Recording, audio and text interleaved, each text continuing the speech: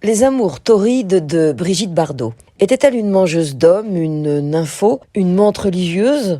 Et qu'est-ce qui la poussait à avoir ce type de comportement à l'égard des hommes ? Qu'est-ce qui caractérisait ses amours ? Bonjour à toutes et à tous. Je me réjouis de vous retrouver pour cette nouvelle vidéo et pour vous parler des amours torrides de Brigitte Bardot à partir de la nouvelle série qui vient de sortir et qui est supposée raconter sa vie.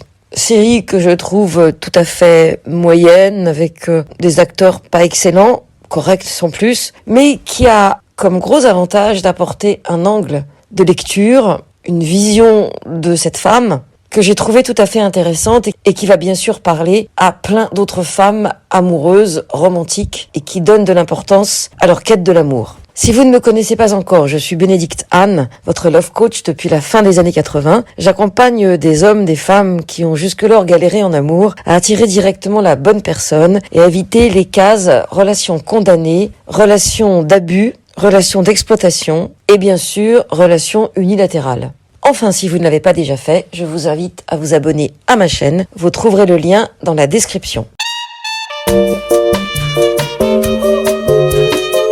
Les amours torrides de Brigitte Bardot. Alors je ne vais pas critiquer la série parce que ça n'est pas mon objectif, même si l'actrice qui joue Brigitte Bardot manque un peu de son côté sulfureux, ne me semble pas assez provoque, n'a évidemment pas la sensualité de Brigitte Bardot, surtout dans la fameuse scène de la danse qui est assez pathétique. Mais il y a dans le parti pris des scénaristes quelque chose que j'ai trouvé très intéressant. Alors je vais me focaliser sur les 6 épisodes de la série. Et donc, nous allons commencer avec Vadim et terminer avec Sami Frey, qui sont des hommes qui ont compté dans sa vie, notamment dans ses jeunes années 50, 60, mais il y en a eu d'autres bien après. J'avais déjà lu son livre Initial Bébé, il me semble même me souvenir qu'il y avait 2 tomes, en tout cas il y avait un pavé. Et comme je l'ai lu il y a longtemps, j'ai préféré me référer à ce que la série a voulu faire passer comme message. On a plusieurs scènes intéressantes qui tournent autour de la même thématique, qui est la tierce. La tierce est sa petite sœur Mijanou, la chouchoute, la parfaite, celle qui comblait les attentes de sa mère, Madame Bardot. Et on a une scène dans laquelle Brigitte Bardot petite est cachée derrière un rideau et entend sa mère et ses copines se rassurer sur le fait que avec Mijanou il n'y aura jamais de problème, mais que Brigitte, oulala, qu'allons-nous en faire ? Il y a une autre scène dans laquelle le grand-père, qui apparaît comme un personnage résilient dans sa vie, la console au moment où elle lui dit qu'elle ne s'aime pas. Et puis le grand-père est aussi celui qui lui permet de tenter sa chance au cinéma, contre l'avis de toute la famille. Parce que ses parents apparaissent au départ comme des gens plutôt méchants et hystériques, rigides surtout, plus que méchants. Et au fil du temps, ils s'adoucissent. Et pour moi, ils s'adoucissent beaucoup trop par rapport à leur âge. Ils ne sont pas supposés être très âgés puisqu'elle a eu officiellement sa fille, je crois, vers 22 ans peut-être. Et donc, quand elle a 20 ans, elle en a que 42. Le père est joué par Hippolyte Girardot qui en a 60. Ok, pourquoi pas, à l'époque, les différences d'âge étaient importantes. Mais ce qui est certain, c'est qu'il passe de la grande rigidité au grand soutien,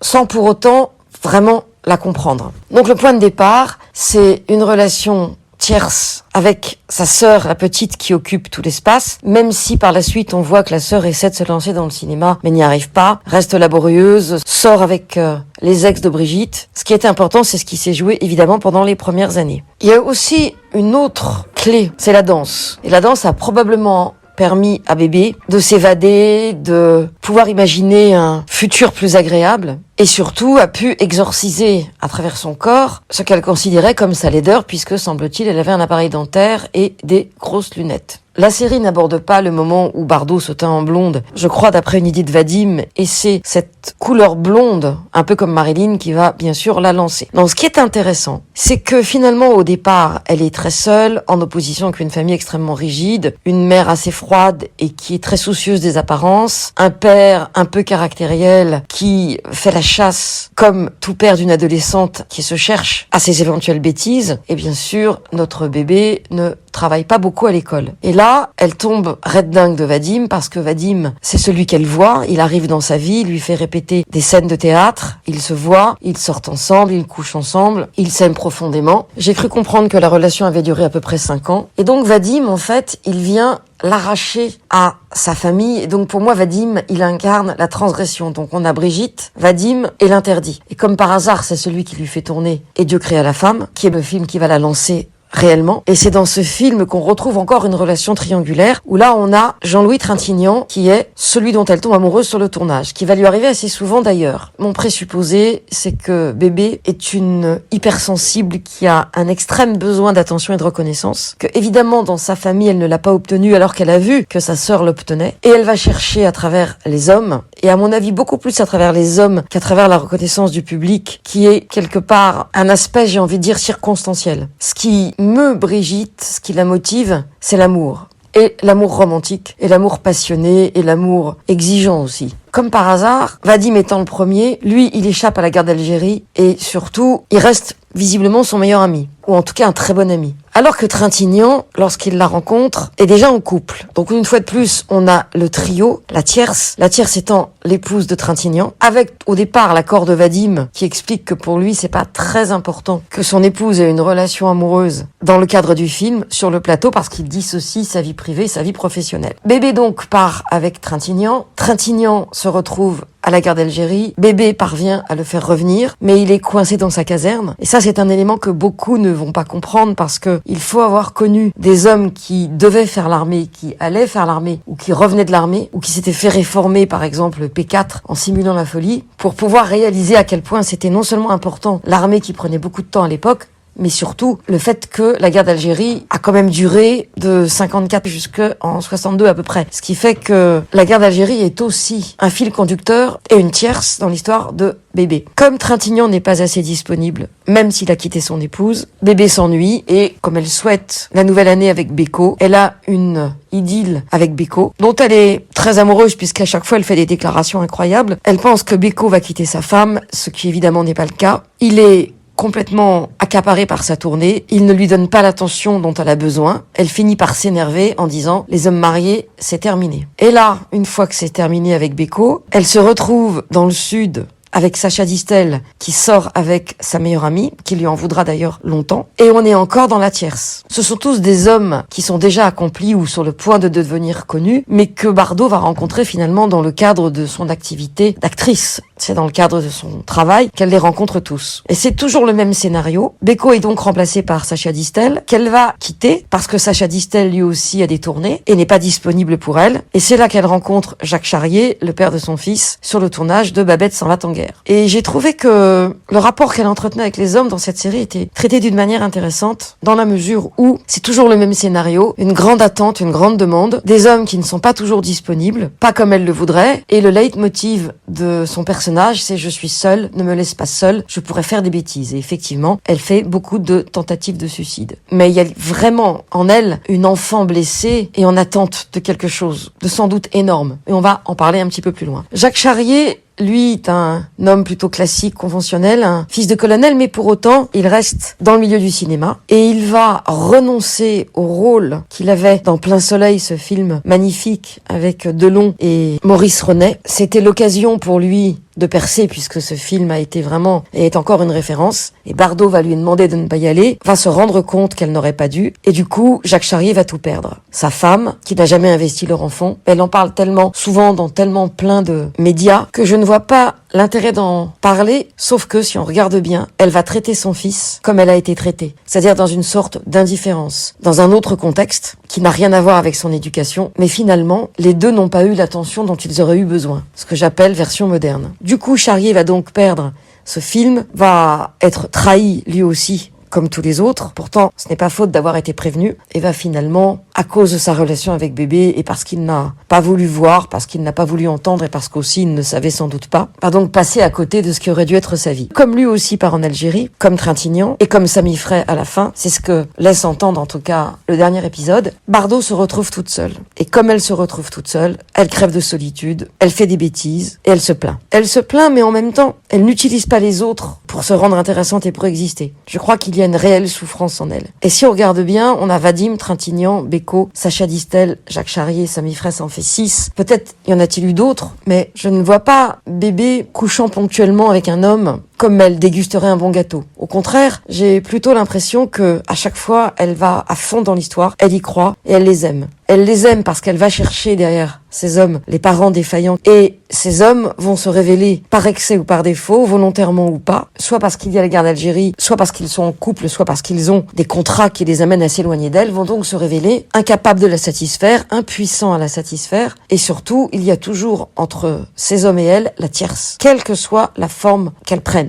Ce qui nous intéresse, nous, c'est ce qui se passe chez Bardot. Parce que la solitude qui la terrasse, les angoisses, les médicaments, la tristesse qui la submerge, dans un contexte dans lequel les moyens de communication étaient beaucoup plus lents qu'aujourd'hui. Ce qui nous intéresse donc, c'est que la violence qui la traverse est complètement actuelle pour un certain nombre de mes coachés. Et pas seulement celles qui sont en dépendance affective. Et pas seulement celles qui sont naïves. Et pas seulement celles qui sont dans des relations dans lesquelles elles sont plus amoureuses de l'autre que l'autre n'est amoureux d'elle. Ce qui se passe pour bébé à ce moment-là, c'est que son hypersensibilité, qui donc la rend très exigeante et très demandeuse, et probablement aussi très centrée sur elle et sur ce qu'elle peut recevoir, cette hypersensibilité donc l'amène à demander énormément. Et quand elle ne reçoit pas ce qu'elle attend, à savoir ce fantasme d'une réparation de son enfance dans laquelle elle n'avait pas la première place, quelque chose en elle s'active du passé, se déclenche. C'est un activateur en fait qui, par le biais de l'ascenseur du temps, la renvoie dans la frustration du passé. Et cette frustration est totalement incontrôlable et va la submerger. Et quand on regarde vite fait la suite de ses amours, Günther Sachs, Gainsbourg et sans doute d'autres, elle est allée de Caribe en Scylla, de déception en déception. Parce que aucun homme n'a pu réparer son enfance blessée, et ça c'est universel. Elle a été tellement déçue que seuls les animaux ont pu lui rendre, sans discuter, sans tierce et sans condition, l'attention qu'elle leur donnait. En d'autres termes, si bébé avait pu travailler sur elle, si elle avait pu rencontrer celle qu'elle était, lorsqu'elle était cachée derrière le rideau et qu'elle a entendu ces femmes encenser la sœur Mijanou et la décrier, si elle avait pu rencontrer toutes celles qu'elle était et toutes celles qu'elle a été, qui ont vécu la frustration, même s'il y a eu un peu de résilience de la part de son grand-père, probablement maternelle, peut-être qu'elle n'aurait pas été aussi passionnément romantique, peut-être qu'elle aurait pu voir, si on transpose évidemment à l'heure actuelle, que l'autre n'avait pas le temps, la disponibilité qu'elle attendait, n'était peut-être pas équipée pour ça, n'en voulait peut-être aussi qu'à son corps. Mais comme ils ont l'air de tous tomber très profondément amoureux d'elle, je pense qu'au-delà de sa beauté, il y avait quelque chose de plus que sensuel, d'animal, de fascinant, et probablement sa façon d'aimer était à la mesure de ce qu'elle attendait. Ce qui nous amène évidemment à nous interroger aujourd'hui sur toutes ces femmes que j'accompagne ou qui m'envoient des messages longs sur leur histoire ou qui commentent les vidéos de ma chaîne YouTube. Finalement, ces femmes-là vivent la même chose que bébé sans avoir forcément cette beauté éclaboussante, cette notoriété, parce qu'effectivement, les journalistes, les paparazzi, mais tout ça, ça a été longuement évoqué dans plein d'articles, dans plein d'interviews. Moi, je trouve que le fil conducteur, c'est cette quête de l'homme, cette lassitude au bout d'un moment, parce que finalement Vadim l'aimait toujours. Mais Trintignant a été son amant bien avant que le film ne soit connu, et Dieu créa la femme. Et je pense qu'il y avait une attente encore plus forte, et comme un puits sans fond. Et finalement, ce qu'on peut en retenir, c'est que pour celles et ceux qui sont dépendants affectifs, tant qu'ils n'iront pas à la rencontre de ceux ou de celui qu'ils ont été, ils vont rechercher indéfiniment une satisfaction chez leur partenaire qu'ils ne rencontreront pas, puisque personne ne pourra réparer leur passé. Et ils vont perdre leur énergie, leur vitalité, leur temps, de relation en relation, de rencontre en rencontre, de date en date, jusqu'à ce qu'ils arrivent à saturation, ce qui est le cas de beaucoup de coachés, hommes et femmes, qui n'en peuvent plus des applis et des sites. Ils vont bien sûr faire quelques pauses,